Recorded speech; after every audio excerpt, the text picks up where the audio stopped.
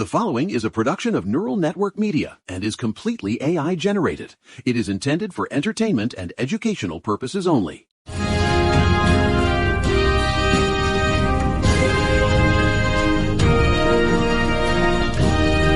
right, pull up a milk crate and get comfortable because it is Friday, March 20th, 2026, and the war on reality just opened up a second front. I'm Mary Kane, coming to you from a desk in Queens that's currently buried under 3 decades of press passes and a half-eaten bagel that's tougher than a Senate parliamentarian. Quite a bit tougher. Honestly, it's like chewing on a briefcase. And look, we've got a solid show today. Yesterday, we were talking about RFK Jr.'s legal faceplant on vaccines and that creepy DNA harvesting at the border, which was invasive enough. But today, the world's leading democracy watchdogs officially diagnosed the U.S. with a terminal case of not a democracy anymore. It's official. We've been moved to the palliative care ward of global geopolitics. VDem says we're an autocracy now. And I've been saying the engine was smoking for years, Mary, but now the wheels have actually flown off and hit a pedestrian. A pedestrian named the rule of law. And we're going to dive into that. Plus, the $200 billion, yes, billion with a B, the Pentagon wants for the Iran war while they're bombing Tehran on a holiday. We've got the horrifying story of a forced medical procedure in Florida via Zoom court and a deep dive into why your grocery bill is basically a patriotism tax at this point. Well, it's a packed episode, the kind of day where you just want to crawl into a hayloft and stay there, but we're here, Mary. We're holding the line, even if the line is currently being moved by a guy with a Sharpie in the Oval Office. Let's start with the big one, the VDem Institute. The guys who actually track this stuff for a living released their 2026 report, and it's a doozy. They say the U.S. is autocracizing faster than Hungary or Turkey ever did. Honestly, I've seen better structural integrity in a Queens tenement building after a water main break. Now, here's the thing. It's not just a vibe check. They're looking at the concentration of power. They're looking at how the Department of Justice under Pam Bondi is basically acting as the president's personal collection agency for voter data. Are you kidding me with this guy? Bondi is demanding unredacted voter lists from 48 states. We're talking social security numbers, driver's licenses, voting history. According to the Brennan Center, they're trying to force states into these confidential MOUs. It's like a neighborhood bully asking to see your house keys so he can check the locks for you. Right. And if you don't give them the keys, they sue you. They've already sued 20 states.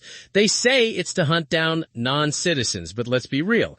This is the plumbing of a mass purge. It's legislative constipation. They want to stop the flow of the vote before the midterms even start. It's worse than that. It's the war on reality turning into the war on the roll call. If you can't win the argument, you just delete the audience. It reminds me of the old Tammany Hall days, but instead of a guy in a bowler hat handing out turkeys, it's an algorithm in a server farm in Virginia deciding you don't exist because your middle initial looks funny on a DMV form. Exactly. And it's the speed of it. That's what the VDem report really hammers home. It's the sheer velocity. We're doing in 18 months what Orban took a decade. Well, they've got the digital snake oil to help them move faster. My nephew Vector is probably over on his podcast right now calling this voter list optimization or some other nonsense. It's not a purge, Aunt Mary. It's a data cleanse. Please, if it smells like a sewer and looks like a sewer, you don't need a tech degree to know the pipes are burst. Speaking of bursting, let's talk about the budget. Pete Hegseth and the Pentagon just dropped a $200 billion supplemental request for the Iran war. This is on top of the $839 billion they already have. I mean, at some point, are we just printing money specifically to turn it into fire? I gotta tell you, John, I covered the 80s. I saw the peace through strength era. This isn't that. This is bankruptcy through belligerence. We're 21 days into Operation Epic Fury, and the IDF is hitting the South Pars gas field, the biggest in the world. A direct hit on the global plumbing. Right. And today is no ruse. It's the Persian New Year. And while families are trying to celebrate, we're dropping massive waves of strikes on Tehran. Over 3,000 people dead in less than a month. 1,400 of them are civilians. I'm not gonna lie, it makes my stomach turn. Yeah. And Netanyahu's out there saying you can't do revolutions from the air. He's basically telling Trump, hey, we're going to need boots on the ground again. A ground component. That's the fancy way of saying American kids in the desert again. And they're asking for $200 billion to do it. Look, I want to say something here. Independent media like this doesn't just manifest out of the ether. It takes real human work to build the infrastructure. We are 100% here because of the vision and the grind of our creator, Eric Christensen at Neural Network Media. He's been at it from the beginning. He's not a media conglomerate. He is a builder who poured his own resources and time into creating this platform so we could have these conversations. It's the only way to keep the suits out of the room. If you value independent voices over corporate algorithms, please like, subscribe, and consider visiting our new Patreon at patreon.com/Neural Network Media to support this work. It's an act of solidarity that keeps the lights on and the servers running. It really does. And I'd rather Mitch the goat eat my hoodie than have a corporate board tell us what to say. Don't give him any ideas, John. He's already eyeing your sleeves. But look, while the bombs are falling, the cruelty at home is hitting a fever pitch. We have to talk about Royer Perez Jimenez. He was 19 years old, a Mexican migrant who was pronounced dead Monday morning at the Glades County Detention Center in Florida. 19, that's a kid. 19. They found him unconscious in his cell, and look, Glades County is a horror show. The Biden administration actually closed it because of the abuse allegations, but Trump reopened it in 2025, like he was cutting the ribbon on a new golf course. Except the green is just money flowing to private prison companies. Exactly. Perez Jimenez is the 46th person to die in ICE custody since the second term started. 46 people. That's nearly one person every week. And Florida and Texas account for half of those deaths. It's a meat grinder, John.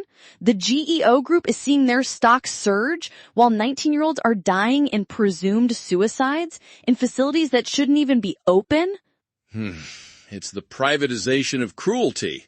And it's not just the detention centers. It's the way the legal system is being used as a biological override. You're talking about the ProPublica report. I'm talking about Charisse Doyley, a professional doula in Jacksonville, Florida, who was literally forced into a C-section by a judge on a tablet. She's in her 12th hour of labor at UF Health, and a nurse wheels in Zoom court. There's Judge Michael Kalick and a bunch of doctors discussing her body while she's hooked to IVs. Discussion is a polite word.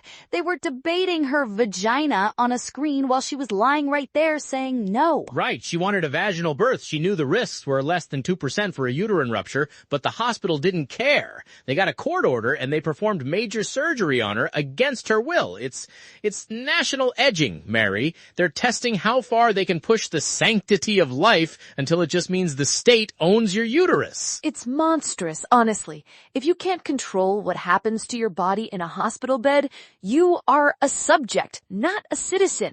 It's the same war on reality. They tell you they're protecting life, while 46 people die in their jails, and they order a woman to be cut open like she's a piece of property. It's all connected. The AI framework, the media consolidation, it's all about removing the individual's choice. Did you see the Nexstar deal? Oh, I saw it. Nexstar finalized the acquisition of Tegna, $6.2 billion.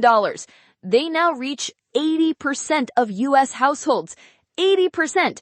That is a level of information control that would make a Soviet commissar blush. And at the same time, the White House is rolling out this AI framework to stop woke bias. They want to override all state laws, specifically the ones in California and Colorado that actually protect people. Of course they do. They want a national truth machine. My nephew Vector is probably doing backflips over this. He thinks preemption is just efficient data management, but it's really just about making sure no one can sue these companies when they bury the truth about the war or the death tolls in Florida. A digital enclosure, that's what it is. It's an enclosure of the mind. And meanwhile, the actual physical world is falling apart because we're running out of copper. Okay, let's talk about the copper because this is fascinating in a we're all doomed kind of way. Copper hit $14,500 a ton.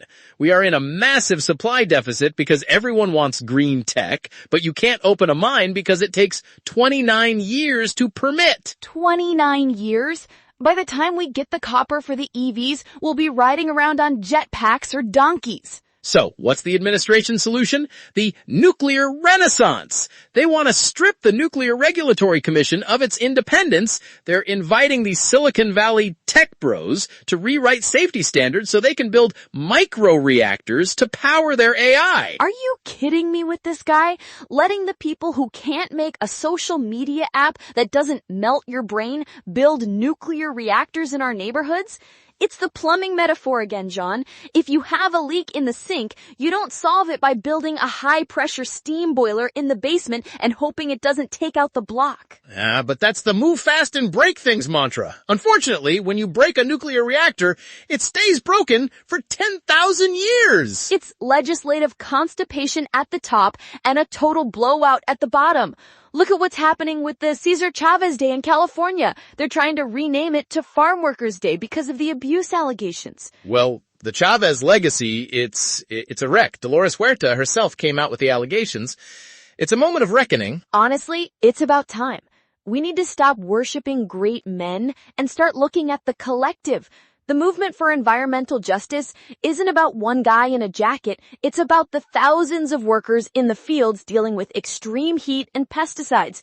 We need to shift the focus to the people, not the icon. Like the gig workers in Seattle, they're testing the limits of municipal power with that minimum payment ordinance. The app companies are screaming, but the workers are finally getting a floor. It's a real-time battle for the 21st century worker. That's the union hall spirit. It doesn't matter if you're on a tractor or a bicycle with a food delivery bag, you're a worker.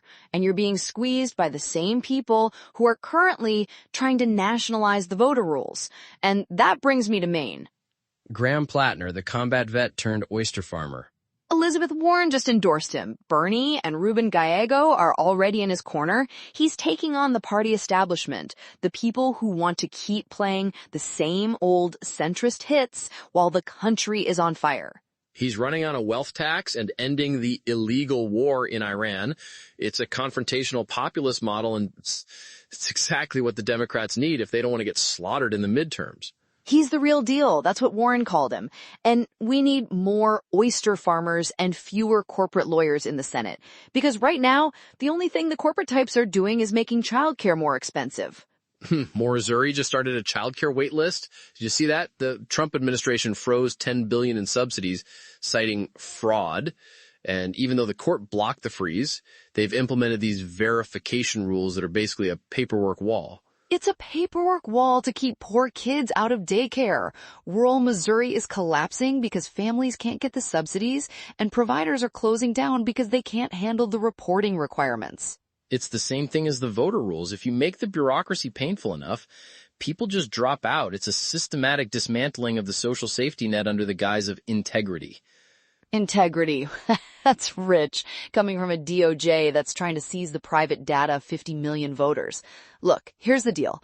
We are in a high-stakes moment, and the only way out is to stop looking for a digital savior and start looking at the guy next to you on the picket line or the farm. Or the person next to you in the Zoom court hospital bed. We've covered a lot today, and honestly, it's enough to make you want to go live in a cave. No caves, John. We stay here, we keep the pen tapping, and we keep calling out the digital snake oil. The war on reality only works if we look away. Well, I'm looking, and it's not pretty, but I'm still here. Mitch is still here, though he's currently trying to eat my copy of the PIIE report on tariffs.